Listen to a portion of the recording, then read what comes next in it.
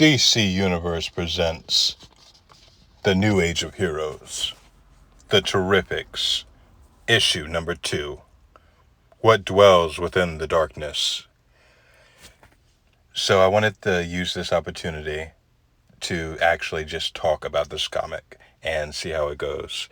Please tell me what you guys think, what I can do better, what I can work on. I'm really open to the positive criticism. You can leave it in the comments and I'll take a look at them.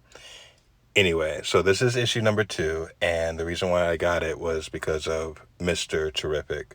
My main focus is black superhero characters. I focus on others as well, but that's just the main focus. And Mr. Terrific is considered the third smartest person in DC, aside from Lex Luthor and Batman. This is issue number 1, by the way. They have, I think, like a total of 25, but I'm going to take you through the comic and show you what's inside, how it looks. I really appreciate this beautiful artwork, and this is issue number 2, so I got to go read issue number 1. I don't have it yet, but hopefully I can get it pretty soon, and then I'll be able to share it with you guys. This is Lena, by the way. I'm going to have to do more research on her. She seems to have a pretty cool storyline. I think she has like phantom phasing, but she can't make her body materialize in the real world. And, you know, she's from a different universe altogether. Her technology is way up there.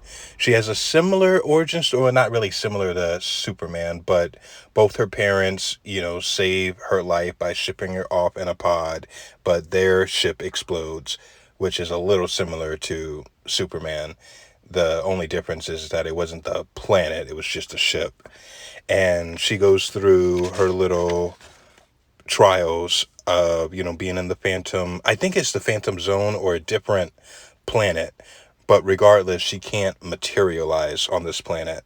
So she spends a long time, or what feels like a long time, sometimes a short time, you know, just depressed on the planet. So the Terrifics come in and, you know, portal in and save her.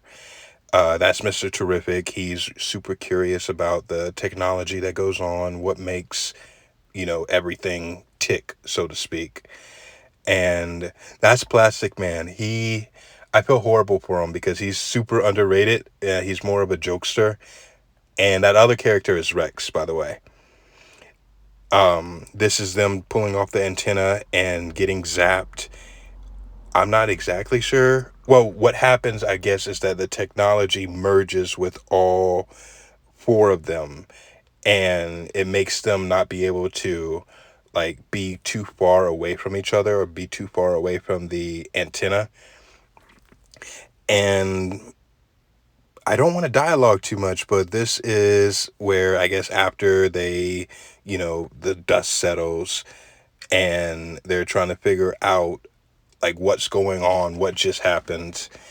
And again, I really love Plastic Man because he gets he's really underrated. But at the same time, this also gives me a Guardians of the Galaxy feel, if that makes sense.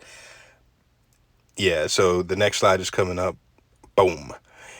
This guy, I don't even know who he is. I tried to do research. He's just a big giant corpse that's hanging out in space.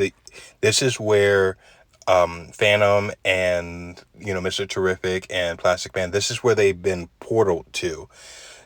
I, again, tried to see who this guy is. If you know, please let us know in the comments. Or I'm going to still try to do some research and find out exactly who this big, huge monster is. But it also kind of gives me the vibes of, remember, I'm trying to think of the guy's name in Marvel. But anyway, so they're able to escape his grasp, and they're trying their best to find the portal back to their world without being crushed by this huge, monstrous corpse who's just woken up. And I don't even think that Superman would be able to go toe-to-toe with this huge giant. And again, this is also where Plastic Man is really underrated because he's able to escape and help everyone else escape at the same time. And again, it gives me the comedy feel of Guardians of the Galaxy. This is something that I would really like to see either Warner Brothers, DC tackle in a movie. I think that it would be really interesting and fun to watch. And this is them getting back into the portal and them rushing to try to close it. Out of the way, Stag. You open this portal now. It's up to us to close it. Oh, I thought you guys were dead. What happened? No time for explanations. Close the portal before the huge corpse actually escapes. He's in space for a reason. All right, so anyway, they're able to close the portal, and the big monstrous creature's fingers get cut off. And everybody's like, all right, cool, everything's okay. And this is also the part where Phantom, she's able to, or she tries to materialize on, this planet. So she tries it out, and Mr. Terrific is like, Lyanna, go back to your phantom form now. And she's like, what's wrong? What do I do? Like what happened? And it's kind of cute. Anyway, but it turns out probably, I haven't read all the comics, more than likely her body has been out of sync with the real world for so long that it's going to take time for her to be able to regenerate and materialize as a real person. So hopefully we'll be able to see more of that later on in the later issues of the comics. Give me some time. I'm going to try to make sure that I collect them all. Not a Pokemon reference.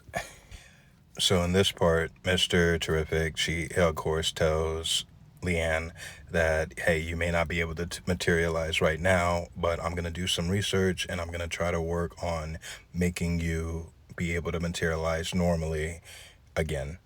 So he gets in a spear, and he's also going to try to do some research on the antenna that they found.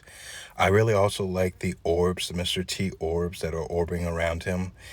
It really brings light to him as a character because those are technology orbs that feed him the world's information. That is also equivalent to the villain, DC villain, Brainiac. So Brainiac absorbs all the information and is able to learn from it. And that's exactly what his orbs do, too.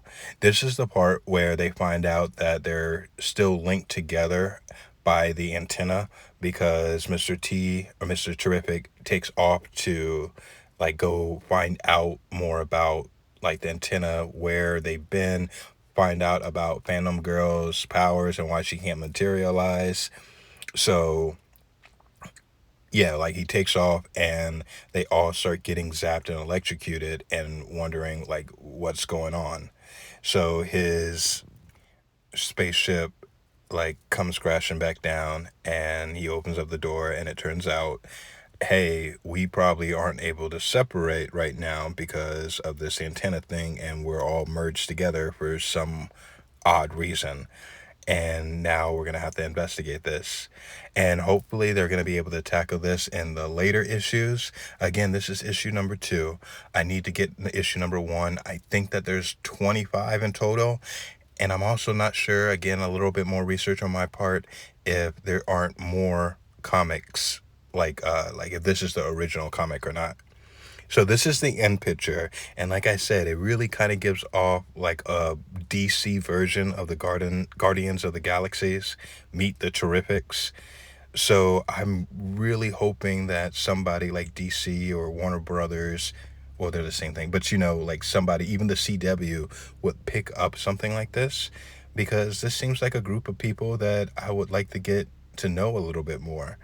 And it also could incorporate a lot of other DC characters to come in and be showcased. We just don't talk about these characters as much.